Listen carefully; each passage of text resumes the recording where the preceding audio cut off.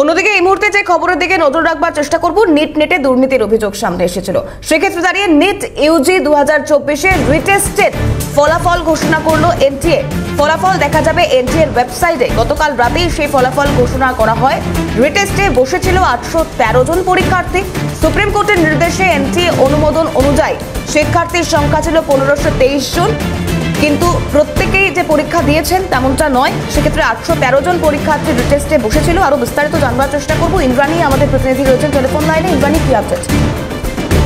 দেখো, NEET Yuji 2024-এর যে পরীক্ষা, সেখানে গ্রেস মার্কস নিয়ে প্রথম একটি প্রশ্ন ওঠে। তখন সুপ্রিম কোর্ট নির্দেশ দিয়েছিল যে 1523 জনের একটি পরিসংখ্যান জানিয়েছিল এনটিএ, যাদের বিভিন্ন কারণে দেরি করে প্রশ্নপত্র পৌঁছানো বা অন্য ক্ষেত্রের প্রশ্নপত্র পৌঁছানো, এইসব কারণে গ্রেস নম্বর দেওয়া হয়েছিল।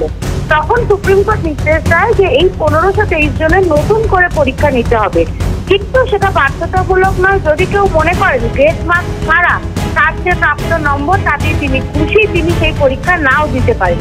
সেক্ষেত্রে আমরা দেখলাম 813 জন ছাত্রছাত্রী এই পরীক্ষায় বসেছিল এবং সেই সব পরীক্ষার্থীদের রিটেস্টের ফলাফল গতকাল গভীর রাতে ঘোষণা করে এনটিএ।